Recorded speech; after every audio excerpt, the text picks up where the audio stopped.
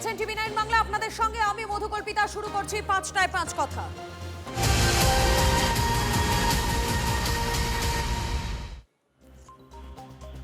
আর শুরুতেই আমাদের যেদিকে নজর থাকবে, পুজোর পরেই কি কলকাতা পুরো ভোট? নভেম্বরে হতে পারে কলকাতা পুরসভার ভোট। ভোট প্রস্তুতিতে কলকাতার বিধায়কদের নিয়ে বৈঠকে রাজ্য বিজেপি। কলকাতা পুরসভায় ভোট নিয়ে নির্বাচনী কমিটি গড়ল বিজেপি। এই মুহূর্তে যে আপডেটে আমরা নজর রেখেছি, সামনেই রয়েছে দুর্গাপুজো, আর পুজোর পরেই কি কলকাতায় পুরো ভোট? নভেম্বরে হতে পারে কলকাতা পুরসভার ভোট, অন্তত এমনটাই জানা যাচ্ছে। সরাসরি চলে যাবো, আমাদের সঙ্গে রয়েছেন আমাদের প্রতিনিধি প্রদীপ্ত রয়েছেন। প্রদীপ্ত, দুর্গাপুজোর পর পুরো ভোটের একটা আভাস মিলছে, আর তারপরেই বিজেপি মানে রাজ্য বিজেপি তো তাদের ঘরটা গোছাতে এবারে ব্যস্ত। দেখো, ঘর গোছানোর প্রক্রিয়া তারা ইতিমধ্যেই শুরু করে দিয়েছে। দফায় দফায় তারা যেমনভাবে বৈঠক করছে, সেই বৈঠকের পর আমরা যা জানতে পারছি তাতে একটি কমিটিও তারা তৈরি করেছেন এবং সেই কমিটিকে নেতৃত্ব দিচ্ছেন রাজ্যের শিল্প ও বাণিজ্য মন্ত্রী, বর্ষিয়ান রাজনীতিবিদ তাপস রায়, এবং তার নেতৃত্বে এই কমিটি তৈরি হয়েছে, যে কমিটিতে রিতেশ তিওয়ারি, সজল ঘোষ, মীনাদেবী পুরোহিত, বিজয় ওঝার মতো দীর্ঘদিনের রাজনীতিবিদ যারা রয়েছেন, যাদের সঙ্গে পুরো পরিষেবার সম্পর্কটা দীর্ঘদিনের মানুষকে তারা পুরো পরিষেবা দিয়ে আসছেন দীর্ঘদিন ধরে, তারা যেমনভাবে রয়েছেন, এবং একই সঙ্গে নবনির্বাচিত বেশ কয়েকজন বিধায়ক শঙ্কর সিকদারদের মতো তাদেরকেও এই কমিটিতে রাখা হয়েছে। এবং এই কমিটি এই মুহূর্তে মূলত যে কাজগুলো করতে চলেছে বলে আমরা জানতে পারছি, তাতে কর্মসূচির ওপরে তারা জোর দিতে চলেছে, এবং একই সঙ্গে যেহেতু ওয়ার্ড পুনর্বিন্যাসের কাজ শুরু করতে চলেছে কলকাতা পুরসভা এবং নির্বাচন কমিশন, সেই পুনর্বিন্যাসের ক্ষেত্রে কোথাও যদি কোনো সমস্যা মানুষ মনে করে, তারা সেই সমস্যার কথাও কিন্তু জানাবে। অর্থাৎ একদিকে কর্মসূচি এবং ওয়ার্ড পুনর্বিন্যাস, এই মূলত দুটি বিষয়কে সামনে রেখেই এই কমিটি আপাতত কাজ করবে, এবং তারপর যেমনটি সময় গড়াবে পরিস্থিতির সঙ্গে সঙ্গে বিভিন্ন রকম আন্দোলনের কথাও কিন্তু তারা ঘোষণা করবেন, অন্তত তেমনটাই জানা যাচ্ছে বিজেপি সূত্রে। এবং তার পাশাপাশি যেটা জানা যাচ্ছে তা হলো যে এই যে পুরো পরিষেবা পেতে মানুষের সমস্যা হচ্ছে, তার কারণ তৃণমূল কংগ্রেসের পরিচালিত যে পুরসভা চলতো, সেখান থেকে মেয়র পদত্যাগ করেছেন, এমআইসিরা তারা সরে দাঁড়িয়েছেন, ফলে পুরসভার কোনো ফাংশন হচ্ছে না। সেই বিষয়টি নিয়েও কিন্তু সাধারণ মানুষের কাছে তারা যাবেন, যে পুরো পরিষেবা কেন ব্যাহত হচ্ছেন সেই কথা তারা মূলত বলবেন, যে তৃণমূল কংগ্রেসের জন্যেই এই পুরসভা বা পুরো পরিষেবা ব্যাহত হচ্ছে। এবং সেখানে দাঁড়িয়ে যে প্রশাসক রয়েছেন, অর্থাৎ স্মিতা পাণ্ডের নেতৃত্বে বা রাজ্যের প্রশাসন, রাজ্যের সরকার এই পুরো পরিষেবা দেওয়ার কাজ করছেন, এই কথাগুলো নিয়েই তারা আপাতত মানুষের কাছে যাবে। তবে ঘর গোছানোর কাজ তারা শুরু করে দিয়েছে, তার কারণ নভেম্বর মাসে কাজ ইতিমধ্যেই শুরু হয়ে গিয়েছে। এবং বিজেপি অর্থাৎ রাজ্যের শাসক দলের পক্ষ থেকে কি বক্তব্য শোনায় একবার?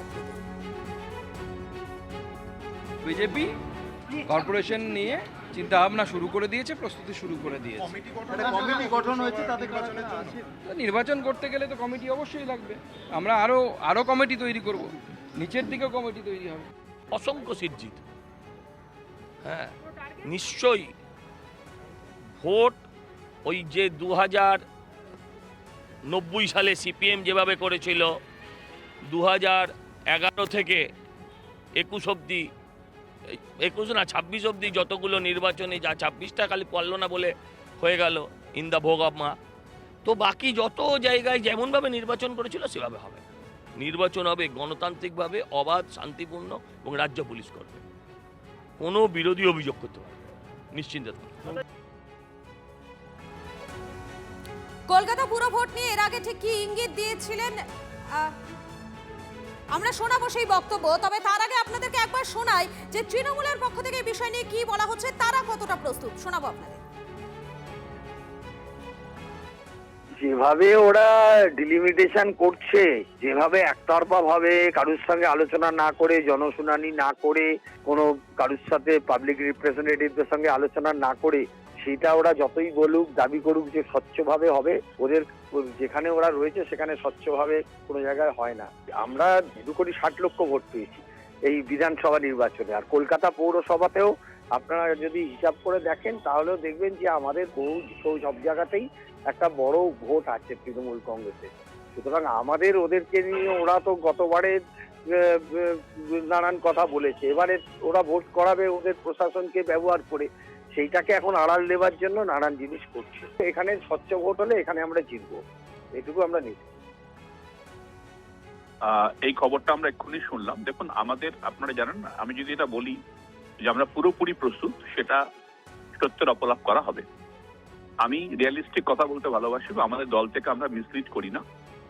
আমাদের গত 1 মাসে 3 বার কলকাতা বিভিন্ন কাউন্সিলরদের, মানে যারা কাউন্সিলর ছিলেন তাদের সাথে আমাদের মিটিং হয়েছে। গতকালও একটা মিটিং হয়েছে। আমরা প্রস্তুতি শুরু করেছি। আমরা আশা করি 1 মাসের মধ্যে আমাদের প্রস্তুতি খুব ভালো জায়গায় চলে যাবে। কলকাতায় পুরো ভোট নিয়ে ঠিক কি ইঙ্গিত দিয়েছিলেন রাজ্যের মুখ্যমন্ত্রী, শোনাবো আপনাদের। নিয়মই আছে 6 মাসের মধ্যে যদি কোনো ব্যতিক্রমী কিছু না হয়, মানে ন্যাচারাল ক্যালামিটি, তার জন্য সরকারের হাতে কিছু ক্ষমতা থাকে। আমাদের তো পিছনের দরজা দিয়ে, সে তো চাইলে আমাদের আইনে ছিল নমিনেটেড বোর্ড আমরা করে দিতে পারতাম, আমরা করিনি। আমরা ইন্ডিয়ান অ্যাডমিনিস্ট্রেটিভ সার্ভিসের একজন আধিকারিককে, যিনি এখানে কমিশনার হিসেবে কাজ করার অভিজ্ঞতা রয়েছেন, তাকেই প্রশাসক করেছি। আমাদের গভর্নমেন্ট বা আমাদের দলের নীতি খুব স্বচ্ছ। আমরা নির্বাচিত বোর্ডের হাতেই দিতে চাই। যারা এখানে মেজরিটি ছিলেন দিদেন টাইম, তাদেরকে স্কোপ দেওয়া হয়েছে 72 ঘন্টার মধ্যে মেয়র সিলেকশন করতে, কারণ এই অচলাবস্থা থাকতে পারে না। তারা যদি একমত না হতে পারে, তাদের লোকেরা যদি সবাই মেয়র হতে চায়, সে তো তার জন্য তো সরকার বা আমরা দায়ী হতে পারি না। আর কলকাতা কর্পোরেশনের day to day basic minimum amenities পরিষেবা, সেটা তো তালা চাবি লাগিয়ে রাখা যায় না। এসআইআর মামলায় নতুন করে নির্বাচন কমিশনকে নোটিশ সুপ্রিম কোর্টের। এসআইআর প্রক্রিয়ায় নাম বাদ যাওয়ার অর্থ নাগরিকত্ব যাওয়া নয়, সামাজিক প্রকল্পের সুবিধা থেকে বঞ্চনা নয়। পর্যবেক্ষণ সর্বোচ্চ আদালতে। ট্রাইব্যুনালে বিচারাধীন মামলা কিভাবে দ্রুত নিষ্পত্তি করা যায় সেই বিষয় নিয়ে উদ্বিগ্ন সুপ্রিম কোর্ট। এখনো কত মামলা বিচারাধীন, কত মামলার নিষ্পত্তি, 7 লক্ষ আবেদনকারীর মধ্যে কতজনের নাম অন্তর্ভুক্ত হয়েছে, কত নিষ্পত্তির জন্য কি পদক্ষেপ, জাতীয় নির্বাচন কমিশনের কাছে জানতে চাইল সুপ্রিম কোর্ট।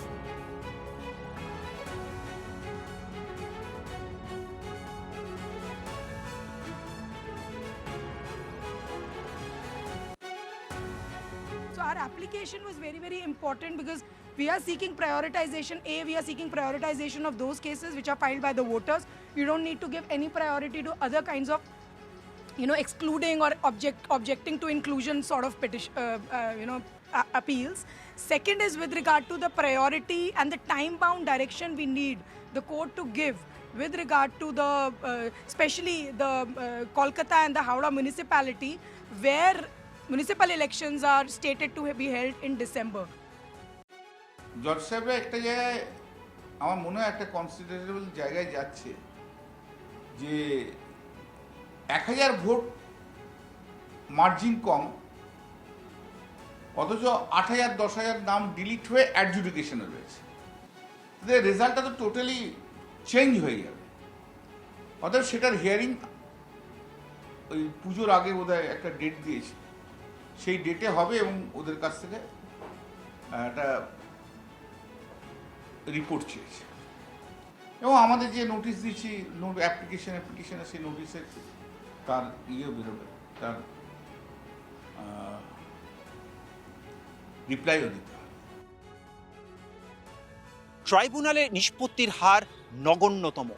আর এই পরিস্থিতিতে দাঁড়িয়ে লক্ষ লক্ষ মানুষ যাদের নাম বাদ গিয়েছে এসআইআর প্রক্রিয়ায়, তারা সরকারি পরিষেবা থেকে বঞ্চিত হচ্ছে।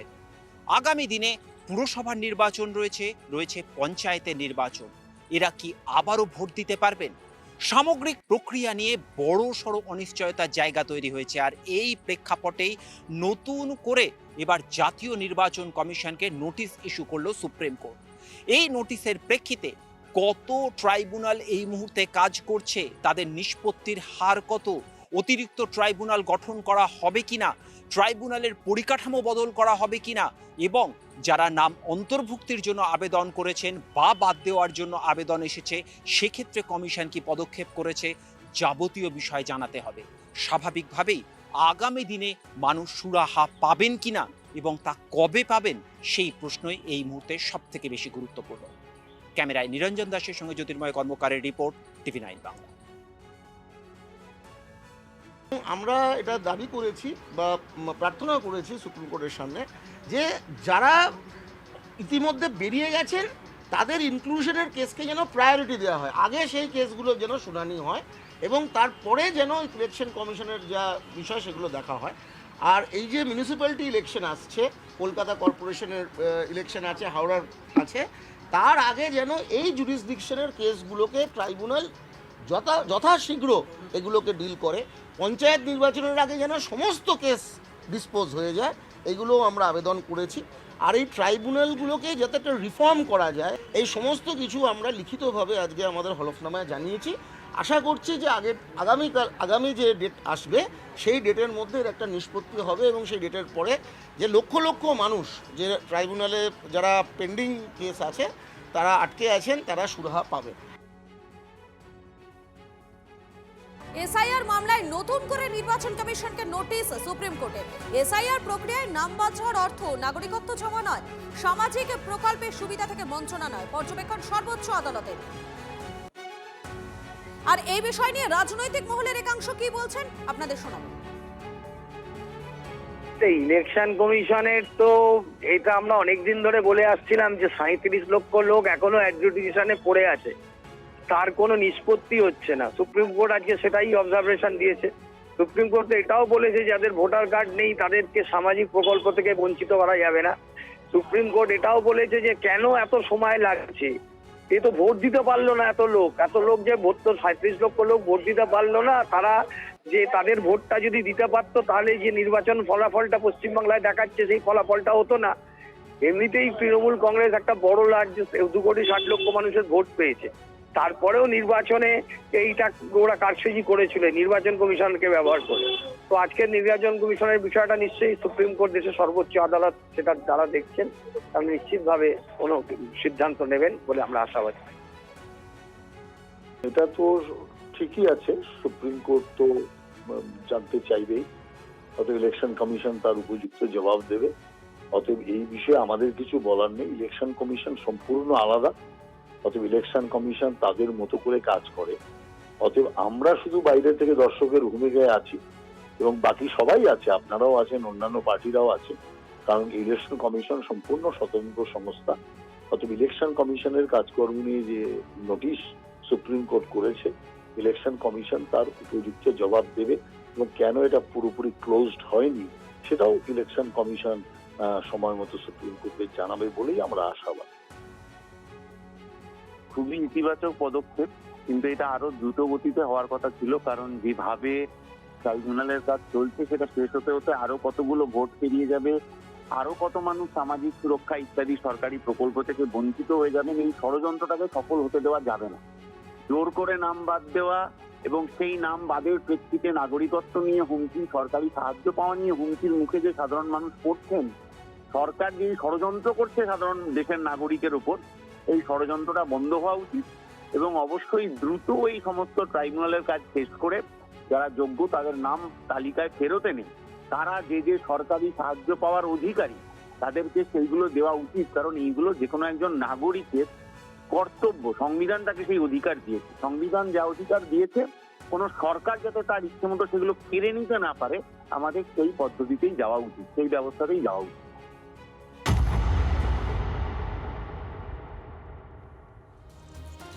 এনসিপিআইতে যোগ দেওয়া 20 জন সাংসদকে নোটিশ সুপ্রিম কোর্টের। তৃণমূল ছেড়ে এনসিপিআই এ যাওয়া সাংসদদের অবস্থান জানতে চাইল সর্বোচ্চ আদালত। সাংসদ পদ খারিজের আর্জিতে অভিষেকের মামলায় নোটিশ প্রধান বিচারপতির বেঞ্চে। তৃণমূল ত্যাগী সুদীপ কাকলিদের বিরুদ্ধে নোটিশ সুপ্রিম কোর্টের। লোকসভা স্পিকারের বিরুদ্ধে নিষ্ক্রিয়তার অভিযোগ করেন অভিষেক, তবে স্পিকার এবং সেক্রেটারি জেনারেলের নামে নোটিশ জারি হয়নি। স্পিকারের বক্তব্য না শুনে কোনো সিদ্ধান্ত নয় জানালেন প্রধান বিচারপতি। অভিষেকের আবেদনের প্রেক্ষিতে প্রক্রিয়া শুরু করেছেন লোকসভা স্পিকার। তৃণমূল থেকে এনসিপিআইতে যোগ দেওয়া 20 জন সাংসদের বক্তব্য জানতে চেয়ে নোটিশ জারি করা হয়েছে। প্রধান বিচারপতির এজলাসে জানালেন সলিসিটর জেনারেল।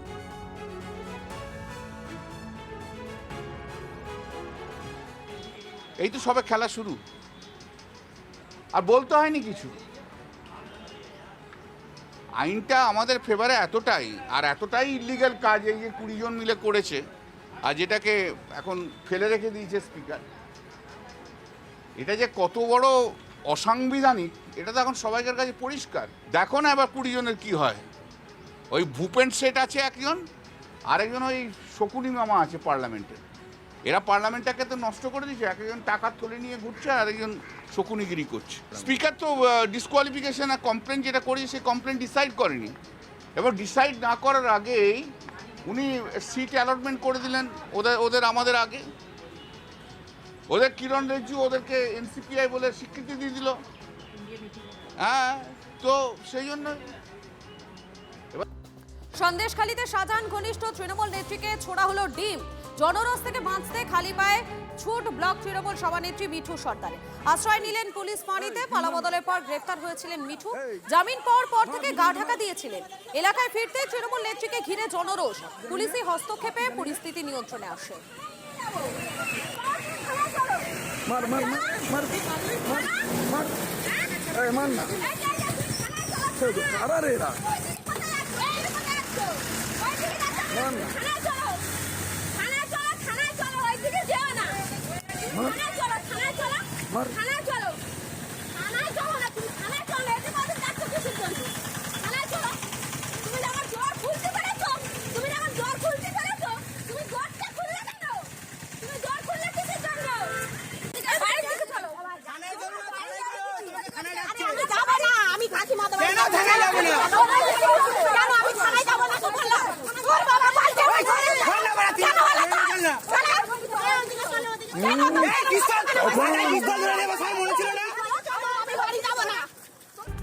পাকচর প্রদীপ্ত বসুর নামে তোলা দুটো সিম কার্ড এখনো সক্রিয় পাকিস্তানে। এসটিএফ এর তদন্তে চাঞ্চল্যকর তথ্য সামনে আসছে। দিল্লিতে মেডিকেল ট্যুরিজমের ব্যবসা ফেদেছিল এই প্রদীপ্ত। বাংলাদেশ থেকে আসা রোগীদের দিল্লিতে চিকিৎসার বন্দোবস্তের আড়ালে নিয়মিত যোগাযোগ রাখত পাক গুপ্তচর সংস্থা আইএসআই এর সঙ্গে। বাংলাদেশ থেকে আসা রোগীদের মারফত ভারতীয় সিম পাচার করত প্রদীপ্ত। খবর এসটিএফ সূত্রে।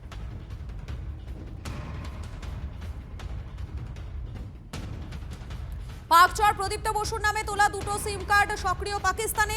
এসটিএফ এর তদন্তে চাঞ্চল্যকর তথ্য সামনে আসছে। দিল্লিতে মেডিকেল ট্যুরিজমের ব্যবসা ফেদেছিল প্রদীপ্ত।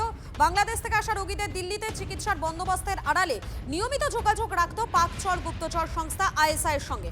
বাংলাদেশ থেকে আসা রোগীদের মারফত ভারতীয় সিম পাচার করত প্রদীপ্ত। খবর এসটিএফ সূত্রে।